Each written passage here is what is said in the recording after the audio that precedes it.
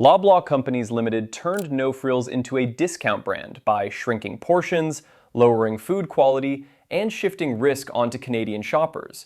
And today, I'm walking you through 12 specific ways it happens so you can decide whether that lower price is actually worth it.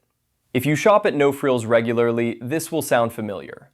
You walk in thinking you're doing the responsible thing. You avoid premium packaging. You tell yourself you're being smart during a cost of living crisis. Then you get home, unpack the bags, and something feels off. A product feels lighter than it should. Produce breaks down faster than expected. A deal does not stretch the way it should. This video is not about one bad store or one bad experience. These are patterns reported by shoppers across Canada, backed by how the business actually operates. Let's start with the one that matters more than most people realize: the weight problem. In Vancouver, a shopper bought a no-name frozen vegetable bag labeled 750 grams. At home, the bag weighed closer to 430 grams on a kitchen scale.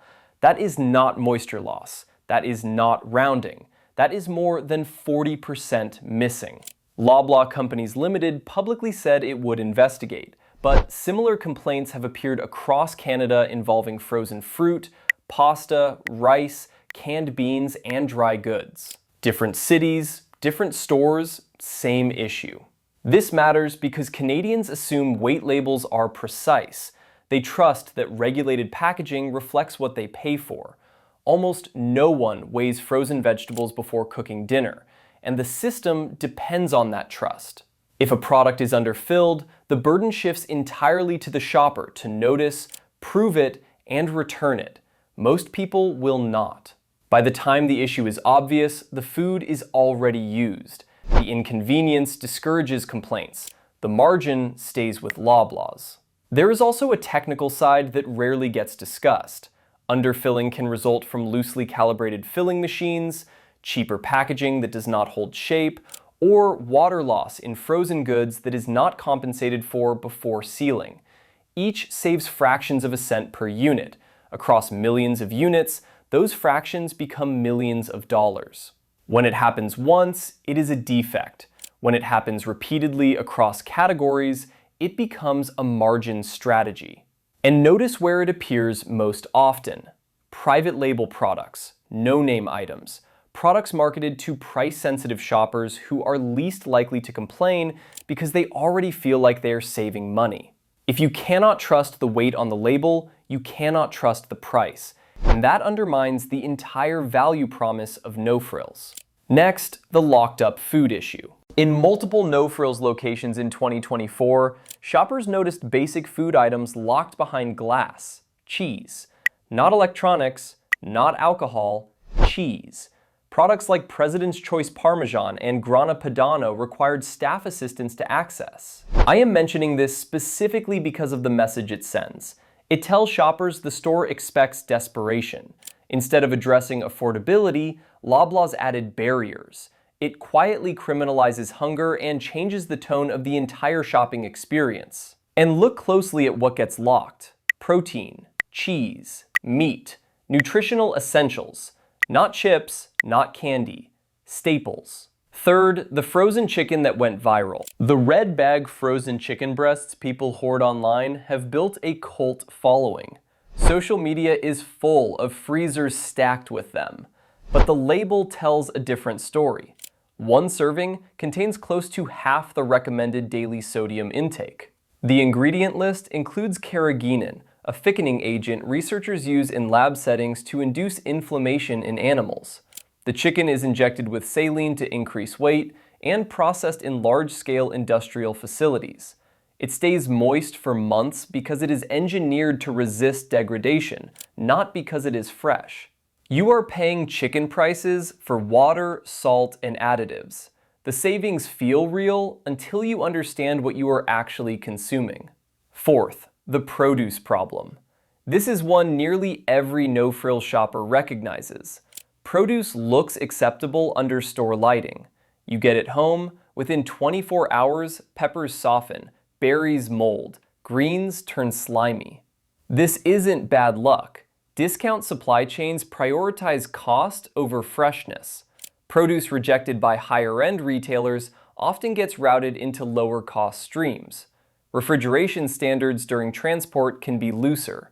Bright lighting hides blemishes. Tight stacking prevents inspection. There are no clear indicators of remaining shelf life. Once you leave the store, the risk becomes yours.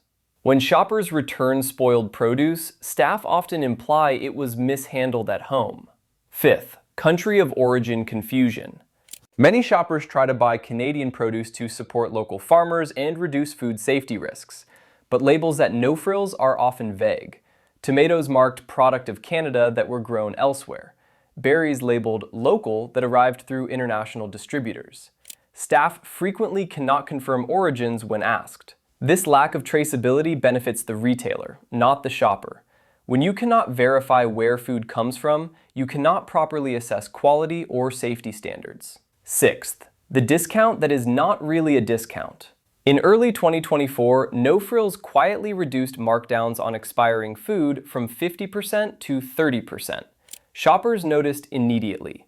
Photos of price tags spread online. The backlash was strong enough that Loblaws reversed the policy. But the bigger issue was never the percentage, it was the starting price. Many No Frills items are priced higher than shoppers realize before any discount is applied. Yellow stickers and markdown labels trigger urgency, not math. When you see 50% off, your brain stops calculating. But side-by-side comparisons tell a different story. That 50% off price often matches or exceeds what the same item costs at full price at another store. The discount creates parity, not savings. You are also accepting risk. Discounted food is closer to expiry. Shelf life is shorter. Spoilage is more likely. The store offloads that risk onto you while keeping margins intact. At 30% off, the illusion collapsed. At 50% off, it barely holds together. That is not a discount. Seventh, heritage brands that no longer match their reputation. Loblaws Companies Limited owns many long-trusted Canadian food brands. The logos stayed familiar, the production methods did not. Facilities were consolidated. Ingredients changed. Costs were cut. The branding sells nostalgia, while the product itself becomes nearly indistinguishable from private label alternatives sitting nearby. You think you're buying the same products as before, but you're not. You're buying a memory. They have changed entirely and are not close to what they were. Eighth, the failed ultra-discount experiment. Recently, Loblaws Companies Limited launched no-name pilot stores, promising ultra-low prices. The stores offered limited selection, no fresh food, and minimal choice. They quietly closed. What this revealed is critical. Loblaws knows exactly how low prices can go. The company tested the minimum it could offer before customers walked away. No Frills operates right at that boundary. Ninth, private label sourcing opacity. When you buy a no-name product, you're not buying from one manufacturer. You're buying from a rotating pool of suppliers chosen almost entirely on cost. One batch might be produced in Canada, the next in the United States, another elsewhere. The packaging looks identical. The price is identical. The product inside can be completely different. Suppliers bid to meet a target price and margin. If costs shift, the supplier changes. The shopper is never told. Country of origin may appear in small print, but sourcing changes are not flagged clearly. This is why shoppers report wildly inconsistent quality from the same product. One week it tastes fine, the next week it spoils early. There is no visible accountability. Customer service often cannot explain the difference. From a business perspective, this is efficient. From a consumer perspective, it turns grocery shopping into a gamble. The retailer absorbs savings. The shopper absorbs risk. 10th, prepared food markups. Rotisserie chickens, deli sandwiches, and baked goods carry enormous margins. Ingredients often come from lower-tier products already sold in store. Produce nearing spoilage gets repurposed into prepared meals. Convenience masks declining quality while prices climb. 11th, shrinkflation that goes beyond food. Packaging across beverages, pasta, and dry goods has quietly changed. Lighter bottles, smaller fills, same price. The label looks familiar, so most shoppers never notice. The cost increases without obvious sticker shock. Finally, the monopoly reality. Loblaw Companies Limited owns No Frills, Loblaws, Real Canadian Superstore, Shoppers Drug Mart, and more. In some regions, Loblaws controls close to 40% of grocery retail. While Canadians cut back on basics and food bank usage climbs across the country, Loblaw Companies Limited continues to report record profits. Public financial filings show billions in revenue and hundreds of millions in quarterly profit, even as food insecurity rises. Food banks report record demand, including from fully employed Canadians. If prices are high because costs are high, why are profits also at historic highs? No Frills isn't cheap because it's efficient. It's cheap because quality, transparency, and risk are pushed onto you. If you have options, compare carefully. I want to hear what you've experienced. Underweight products, rotten produce, misleading discounts. Share it in the comments.